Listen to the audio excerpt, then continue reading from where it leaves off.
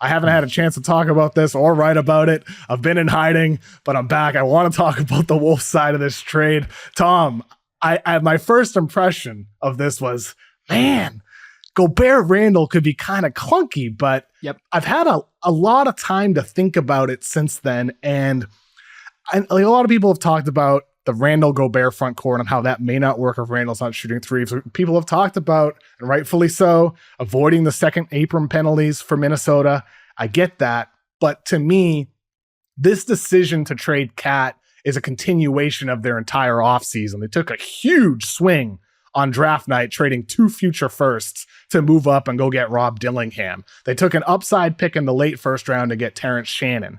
And now by trading Cat, they're betting on the guy they already have. That's Naz Reid. I've heard the Wolves internally think the gap between Cat and Naz Reid isn't that significant at all, if there's any gap at all. So if they can get 90% of Cat's production out of Naz Reid, who makes a fraction of the money, who's 4 years younger, and then Julius Randle can add a whole new layer, and then Dante DiVincenzo can bring much needed shooting and some ball handling too.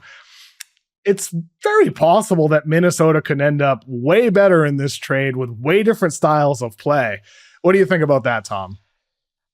I think what you're getting at, and maybe this is too strong of a take, I want to see Naz Reid at the 4. I want to see more spacing. I want to see him next to Gobert, and I wouldn't mind, I know this is kind of crazy to say, but bring Julius Randle off the bench with Dante DiVincenzo.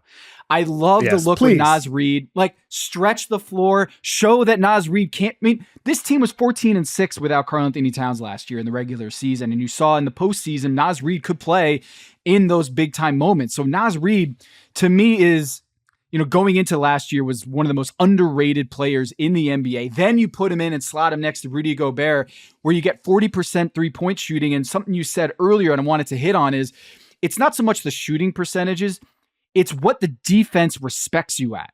And to me, the defense knows that Naz Reid can shoot, and you got to go out and help on that shooter in a pick and pop situation, or when he's in the corner. They can't shade off of him.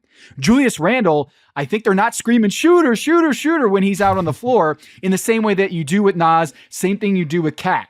And so I think Naz Reid, in terms of how clunky that offense can look with Julius Randle and Rudy Gobert, I think there is potential this season for us to look at the Minnesota Timberwolves and wonder, should they just start Naz Reid at the 4 next to Rudy Gobert and make Julius Randle into that 6th man of the year candidate? I don't think he's going to like that, Julius Randle going into a contract here, but I do think that might be the best for the Minnesota Timberwolves.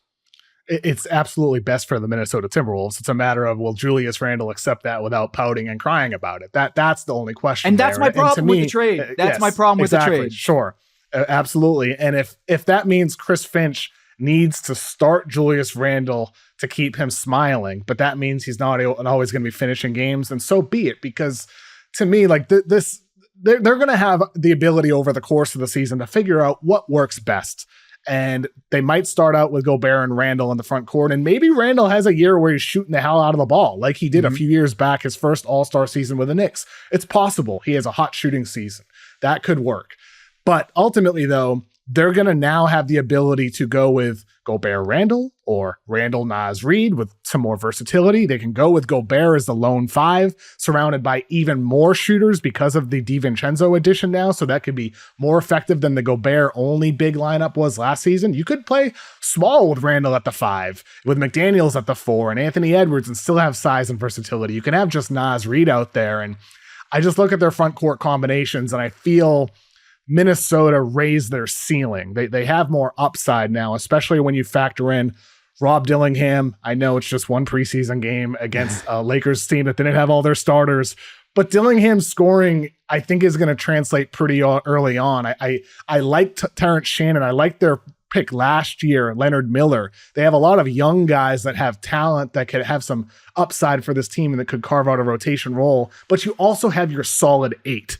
And with some youth that can break through and create more upside for that team. So like I said, my initial impression of the trade was, I don't know about the Randle Gobert front court, but with a lot more time to really marinate in it, I think Minnesota comes out better, and they have a better chance to get through and actually make it to the finals next season. Yeah, they were 17th in adjusted offensive rating in the regular season. They were better in the postseason thanks to Anthony Edwards and Naz Reid. And of course, they need a little bit more depth and stretch with Dante DiVincenzo coming in as a great fit.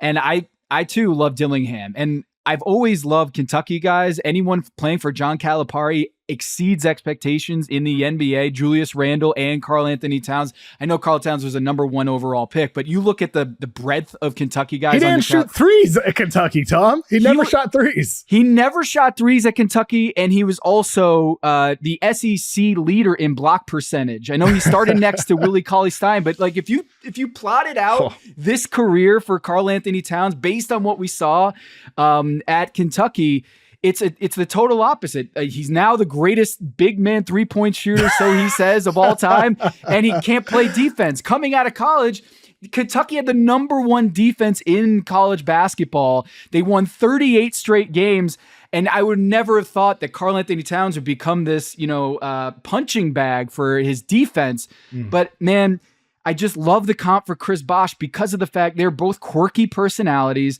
Chris Bosh was ridiculed in Toronto for not being like a winning player. And then all of a sudden he gets in the right coaching staff, the right environment. And man, when you have 2 elite defenders in Mikal Bridges and OG Anunoby, just like LeBron and Dwayne Wade were defensively, it just unlocks so much and just kind of relieves a lot of the pressure for Cat.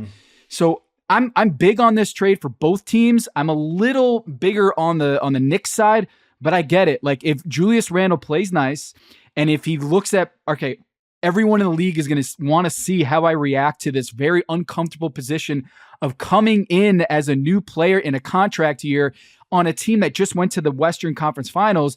This is a big pressure moment for Julius Randle, and I hope that pressure makes diamonds. Oh, like you said, with Cat in a new situation, Chris Finch, head coach of Julius Randle now. You had Tim Conley, the GM of the Wolves, saying how Finchy has circled Julius Randle as a guy that he loves. Randle said he's loved playing for Finch more than any other coach in the league. So maybe it'll be the right spot for Randle too, and they'll get the most out of him. But ultimately, Minnesota needs these things to break right for them because they're going to have to need it to get through the Dallas Mavericks.